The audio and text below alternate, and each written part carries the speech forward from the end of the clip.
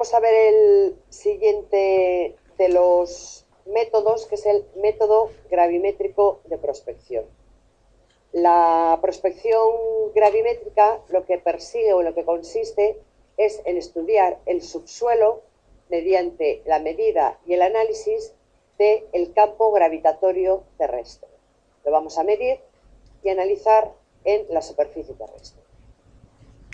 Es un método, por tanto, pasivo, es decir, vamos a medir campos naturales del terreno, en este caso el campo gravitatorio terrestre. La gravedad está originada por la distribución de masa, que a su vez está caracterizada por la densidad. Por lo tanto, las anomalías gravimétricas que detectemos se van a deber a una distribución irregular en profundidad de estas masas porque tengan diferentes densidades. Para aplicar este método, lo que vamos a hacer es utilizar un modelo teórico de valor de la gravedad en un punto que considere constante en torno a ese punto de medida una densidad. De esta forma, si vemos que existe una diferencia entre la gravedad medida y este valor teórico calculado con una densidad constante y homogénea, lo que nos estará indicando es la presencia de una variación de la densidad respecto del entorno y de la densidad que hemos considerado en el modelo teórico. De cara a lo que es la interpretación de campañas gravimétricas, y dado que el causante de este campo gravitatorio es la masa, existe una equivalencia intrínseca, de manera que en función de la forma existe una equivalencia intrínseca de forma que cuerpos con la misma geometría y con distinta densidad producirán el mismo campo gravitatorio si el producto V por densidad, volumen por densidad, es el mismo. Es una de los principios, es una de las técnicas que tienen un principio de equivalencia intrínseca. Vamos a comenzar, por tanto, viendo el fundamento físico de este método. El fundamento físico del método gravitatorio es la ley de gravitación universal de Newton, que lo que define es que la fuerza de atracción entre dos masas es directamente proporcional a su producto e inversamente proporcional al cuadrado de la distancia que los separa. Es decir, F va a ser igual a G por el producto de las dos masas partido por la distancia al cuadrado, donde G es la constante de gravitación universal y viene definido por la fórmula y tiene un valor de 6.672 por 10 elevado a menos 2 centímetro cúbico partido por gramo por segundo al cuadrado.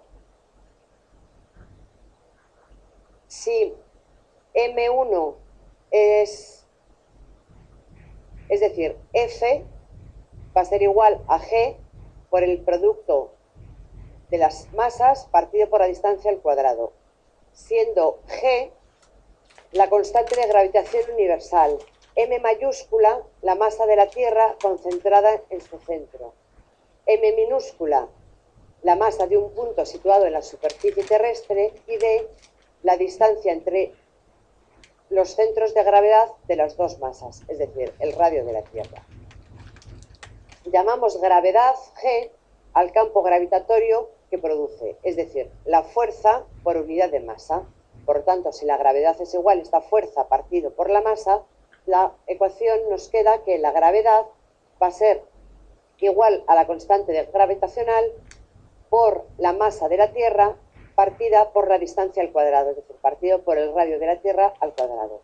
De manera que nos queda que la gravedad adquiere un valor de 981 gales para todos los puntos situados en la superficie de la Tierra y si consideramos que toda la masa estuviera concentrada en el centro de la Tierra. Vamos a ver luego que este es un valor aproximado, ya que la Tierra no es esférica, con lo cual en todos los puntos de la Tierra no va a tener el mismo radio y por lo tanto no se va a mantener este valor de gravedad constante en toda la superficie de la Tierra. Las unidades que se utilizan en prospección gravimétrica es el miligal o lo que se denomina unidad gravimétrica.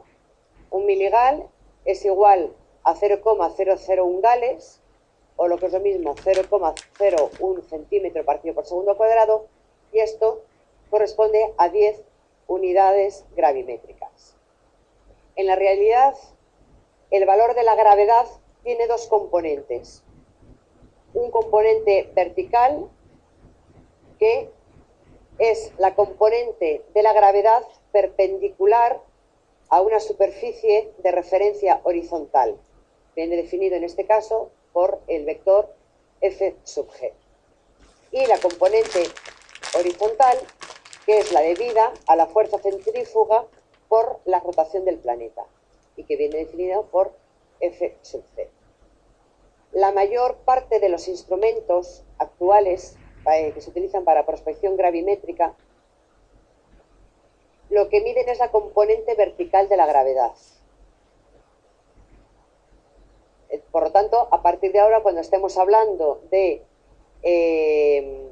método gravimétrico, de medidas en el campo gravimétrico, se va a entender que estamos hablando de su componente vertical. Vamos a ver lo que comentábamos antes sobre la forma de la Tierra. Como todos sabemos, la fórmula o el valor de gravedad que hemos definido previamente, el de 961 gales, no es válido para todos los puntos de la Tierra, ya que la Tierra no es una esfera perfecta. La Tierra es una esfera que está achatada por los polos, además de otras ciertas irregularidades.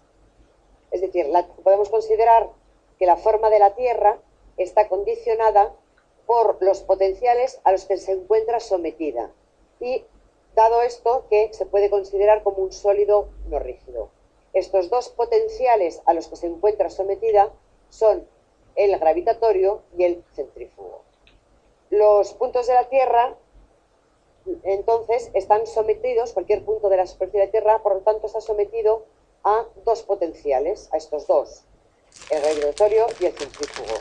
Considerando únicamente estos dos potenciales, que es lo que se denomina primera aproximación, la forma de la Tierra realmente como queda definida es como con forma de un elipsoide de revolución denominado esferoide normal. Esta superficie equipotencial considera el efecto de la masa total de la Tierra y una parte de la distribución homogénea de la masa de la Tierra, es decir, de una densidad homogénea para todo el globo. Sin embargo, el relieve topográfico, el relieve terrestre, varía de unas zonas a otras desde 8.800 metros de altura a 10.500 metros de profundidad en fosas oceánicas. Y realmente estas variaciones lo que nos están produciendo es variaciones en la distribución de masa que también nos influyen en la forma del nivel del mar. Esto hace que la forma de la Tierra no sea realmente un elipsoide, sino una equipotencial más compleja que está caracterizada por la superficie de los mares y que es lo que se denomina geoide. De modo que podemos definir el geoide como la superficie de equilibrio de los mares si estos se pudieran extender por los continentes a través de canales imaginarios que estuviesen hechos bajo el nivel del mar. Es decir, sería la superficie equipotencial correspondiente al nivel de los mares, y esta superficie difiere sensiblemente del esferoide normal.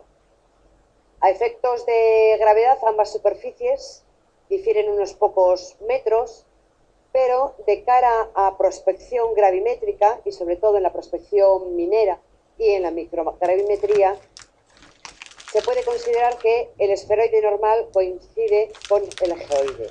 Por lo tanto, a partir de ahora, cuando hablemos de medidas sobre el esferoide o sobre el geoide, podemos considerar que es la misma superficie. En esta imagen se muestra lo que se ha explicado. Vemos la superficie topográfica del terreno, donde tenemos zonas con topografías muy elevadas, frente a otras de zonas con topografías muy profundas, lo que nos va a producir variaciones en la densidad o en la distribución de masas. Sobre esta topografía se ha superpuesto la forma del es una de las superficies o formas como se define la Tierra, el elipsoide, y por otra el geoide. Como se ve, de unos puntos a otros puede diferir del orden de cientos de metros. Como se ve, de unos puntos a otros puede diferir, pero como se ha comentado, en prospección minera esta diferencia no va a ser significativa, por lo tanto vamos a hablar indistintamente de elipsoide o de geoide.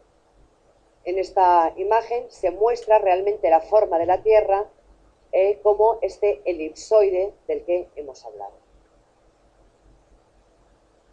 Bueno, como se ha dicho en lo que es el modelo gravimétrico, lo que se va a utilizar es un modelo teórico del valor de la gravedad que consiste o que va a considerar una densidad uniforme en torno a cada punto de medida. El modelo teórico más empleado en prospección gravimétrica para considerar el efecto de la masa de densidad uniforme entre el geoide y la cota de medida fue introducido por Bouguer, por lo que a la diferencia para cada punto entre el valor de la gravedad que vamos a medir y el valor de la gravedad teórico que hemos dicho que vamos a considerar con una densidad constante, esta diferencia de gravedad que considera toda la masa que existe entre lo que es el geoide y la cota en la que estamos midiendo y que es uniforme y de densidad constante, se le conoce con el nombre de Bouguer. Y a esta densidad que consideramos constante es lo que se llama densidad de reducción.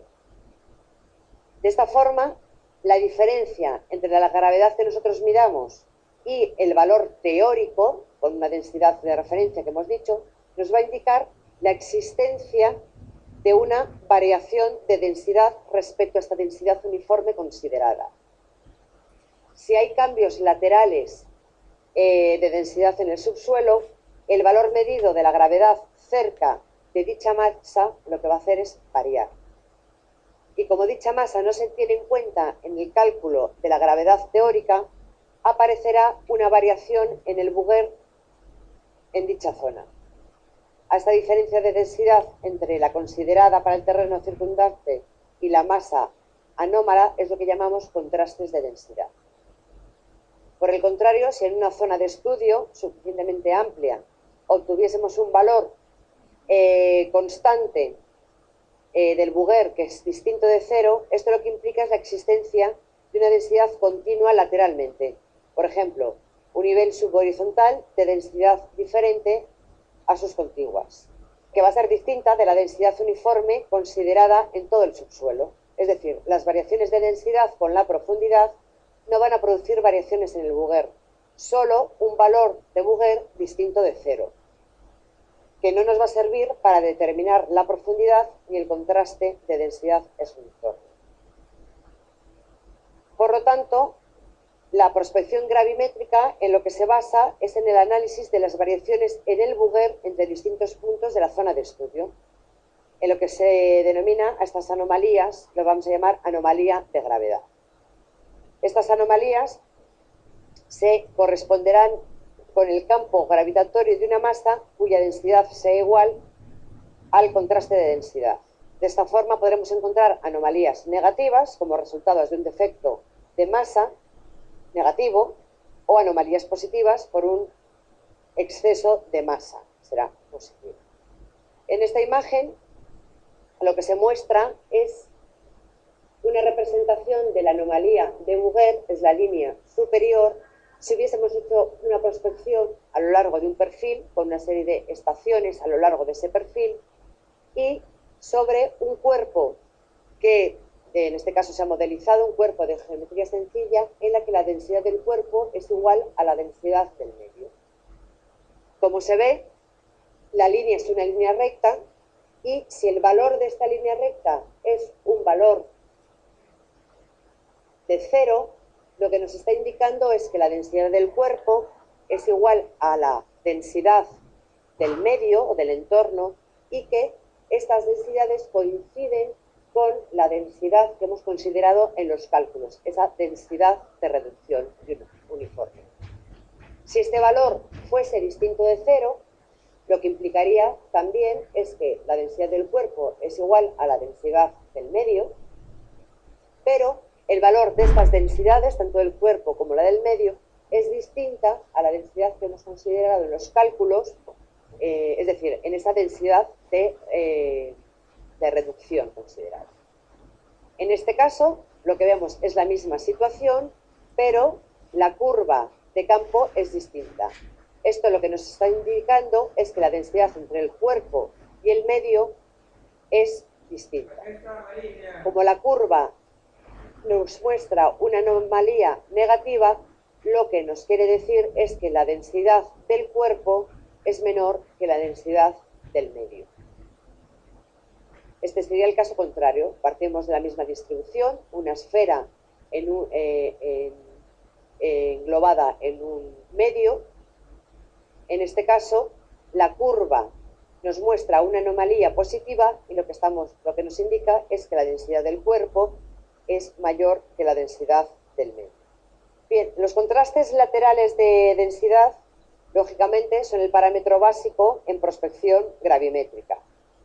Pero, según a la vista de la tabla, se ve que el contraste máximo que existe entre rocas y minerales adyacentes es aproximadamente 2. Normalmente las medidas de densidad de la roca se realizan en laboratorios sobre muestras que están tomadas en afloramientos o en sondeos, tratando de reproducir las condiciones del terreno. Existen otros métodos gráficos para determinar las densidades a partir de perfiles gravimétricos, como son los perfiles de Nettleton.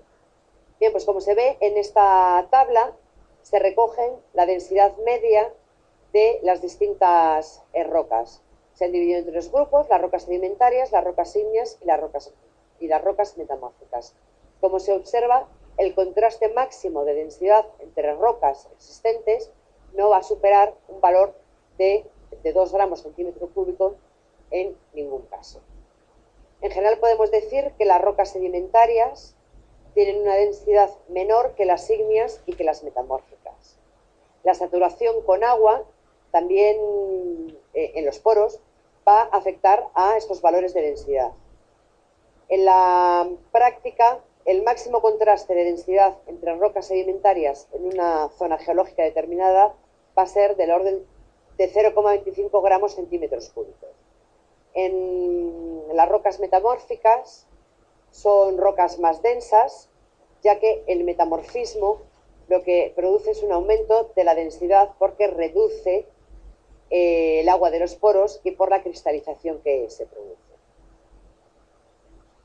Bien, como se ha dicho, el método se basa en detectar anomalías gravimétricas y que esta anomalía va a ser la diferencia que exista entre la gravedad teórica supuesta sobre este esferoide o geoide y la gravedad medida que nosotros vamos a medir en campo en un punto determinado que estará a una cota determinada. Bien, entonces primero lo que vamos a ver va a ser lo que es la gravedad teórica y cómo calculamos esta gravedad teórica. Bien, al considerar que la forma que tiene la superficie de la Tierra no es una esfera perfecta, como hemos visto, sino que es tiene una forma de esferoide o de geoide, modifica la expresión o el dato o el valor de la gravedad que habíamos definido previamente, esos 981 gales. Es decir, modifica la concepción del mismo valor de gravedad en todos los puntos de la superficie, porque la distancia al centro va a ser distinto en distintos puntos de la superficie y, por lo tanto, el valor de la gravedad teórica va a depender de la latitud. Bajo esta consideración existen valores normalizados o fórmulas normalizadas para calcular el valor de la gravedad teórica en cualquier punto de la superficie en función de su latitud. Normalmente estas expresiones o estas fórmulas normalizadas son definidas por instituciones gubernamentales en los distintos países, normalmente por los institutos geográficos nacionales. Y son del tipo que se muestra en la diapositiva. Para el caso del Instituto Geográfico Nacional en España, ha definido un valor teórico de la gravedad mediante esta expresión. Cada instituto o cada institución puede definir una fórmula normalizada, pero normalmente no difieren unas de otras mucho. Por lo tanto, a partir de esta fórmula podemos determinar el valor de la gravedad en un punto de la superficie, pero a nivel de esferoide o de geoide. Bien, en la realidad, al punto al que vamos a atribuir ese valor teórico no está situado sobre el geoide, sino que va a estar situado a una determinada altura, a una determinada cota topográfica. Es decir, esta fórmula normalizada que nos determina el valor de la gravedad teórica en un punto en función de la latitud es un dato referido para ese punto al nivel del mar, sobre el geoide. En la realidad, nuestro punto de medida está a una determinada cota sobre ese geoide. Por lo tanto, la distancia que existe entre ese geoide y nuestro punto y la cota a la que se sitúa nuestro punto implica que tengamos que hacer una corrección por esa altura. De manera que a este valor teórico de la gravedad tendremos que hacer una primera corrección denominada corrección por altura. Pero además, entre el punto situado sobre el geoide y el punto donde está situado realmente, a la cota real, existe una masa que también modifica el valor de la gravedad teórica. Por lo tanto, deberemos hacer una segunda corrección, que será una corrección por masa-altura. En tercer lugar, alrededor de nuestro punto que estamos evaluando, existe una superficie topográfica que en algunas zonas estará por encima de la topografía de nuestro punto y en otras zonas estará por debajo de la topografía de nuestro punto. Por lo tanto, a este valor teórico le deberemos hacer una tercera corrección con el fin de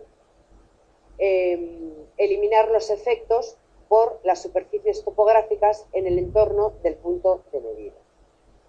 Por lo tanto, el valor de la gravedad teórica calculado para el esferoide a una determinada latitud, hay que realizarle tres correcciones: corrección por altura, corrección por más altura y corrección topográfica, ya que el punto que estamos considerando en la realidad está a una determinada cota sobre ese geoide.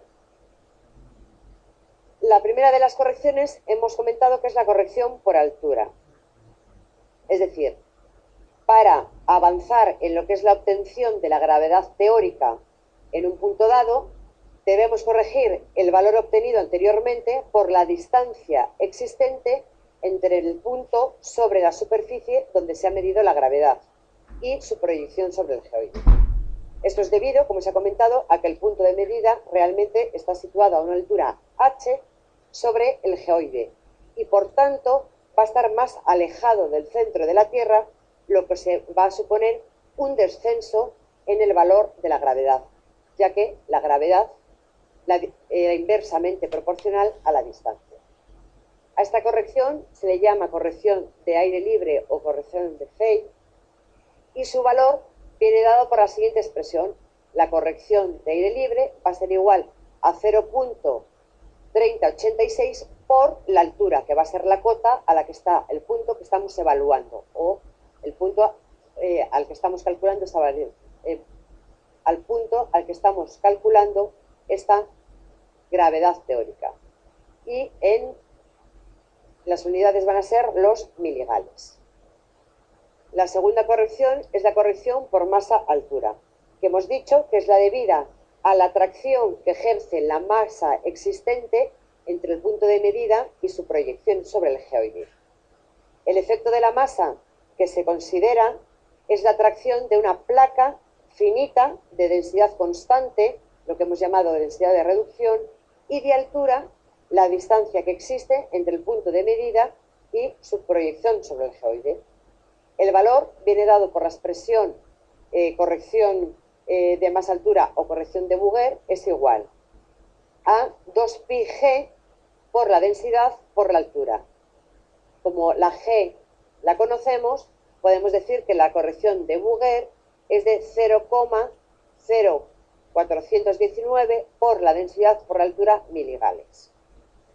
Esta densidad que interviene en la corrección de Bouguer, o bien la podemos obtener por esos métodos experimentales, esos métodos gráficos que hemos comentado que existen, por el conocimiento que se tiene de las densidades de un determinado material, o por el conocimiento que se tiene en general de densidades para unas determinadas litologías. En caso de que no tengamos un dato de densidad por ninguno de estos métodos, podemos utilizar en esta expresión la densidad media de la corteza terrestre, que es de 2,67. De manera que la corrección de Bouguer va a ser igual a 0,1118 por H en miligales. Esta corrección, que como hemos dicho es lo que se denomina corrección de Bouguer, debe ser sumada al valor de la gravedad teórica, ya que el efecto de la masa es positivo sobre la gravedad, ya que según vimos la fórmula de la gravedad, la masa es directamente proporcional. Y por lo tanto, un aumento en la masa nos va a aumentar el valor de la gravedad teórica. La última de las correcciones que había que hacer en el valor de la gravedad teórico es la corrección topográfica. Se realiza porque en la realidad la superficie que hay en torno al punto de medida o al punto que estamos evaluando no es lisa, sino que tiene un relieve con excesos y con defectos de masa. Por este motivo, sobre la corrección de Bouguer hay que realizar esta corrección topográfica. Y como depende de la topografía, se le denomina corrección topográfica. El signo de esta corrección siempre va a ser negativo, porque los elementos de masa por encima del nivel de Bouguer ejercen una atracción cuya componente vertical es la opuesta a la gravedad en un punto. Es decir, si hay más altura, disminuiría la gravedad y por lo tanto vamos a restarlo. Y en el caso en que la topografía es inferior a la cota de nuestro punto de medida, también tendremos que restarlo, ya que implícitamente cuando hicimos la corrección de Bouguer consideramos esa masa. Por lo tanto, siempre la corrección topográfica vamos a tener que restar. El método más extendido para realizar la corrección topográfica es el método de Hammer. En él, mediante una serie de gráficos que consisten en una serie de coronas circulares concéntricas alrededor del punto que estamos evaluando y divididos cada una de estas coronas concéntricas en una serie de sectores, lo que vamos a hacer es calcular en cada uno de estos sectores de cada una de las coronas la diferencia de cota que existe en ese sector con la cota del punto que estamos evaluando. Los valores de la tracción vertical en dichos sectores, en función de la altura sobre el punto de medida, están tabulados por Hammer, que es el que definió este método. Aunque existen métodos matemáticos de estimarlos. Y la corrección topográfica total que haremos será la suma de la tracción de todos los sectores, de todas las coronas, hasta la última corona de influencia. Hammer lo que definió inicialmente era una plantilla transparente que se superponía al plano topográfico, como se muestra en la imagen, para facilitar los cálculos manuales. Los radios utilizados por Hammer para todas estas coronas, para las sucesivas coronas, y el número de sectores en que se divide cada una de estas coronas están tabulados. De manera que, según el método de Hammer, habrá que hacer una primera corona de 17 metros y lo dividiremos en 4 sectores. Haremos una segunda corona de 53 metros y la dividiremos en 6 sectores. Y así haremos tantas coronas y los dividiremos en todos estos sectores como influencia tenga la topografía, como distancia, ¿no? Que influya la topografía. De manera que una vez que hemos hecho eso, determinar cuántas circunferencias vamos a hacer, vamos a dividir esas circunferencias en sectores y vamos a estimar la diferencia que existe entre la cota del punto evaluado y cada uno de los sectores. Asignaremos un valor G a cada sector y circunferencia. Estos valores G, como os he dicho, están tabulados por Hammer, y la suma de todos los valores de todos los sectores, de todos los anillos, será la corrección final a realizar. En la práctica, y como valores más típicos, se considera que las correcciones para distancias inferiores a 53 metros es lo que se denomina corrección próxima, y que la corrección de estos dos primeros sectores, es decir, el primer anillo de 17 metros y el segundo de 53, lo que sería la corrección próxima, se tiene que realizar en campo, es decir, se realizará por estimaciones en campo esa diferencia de cota.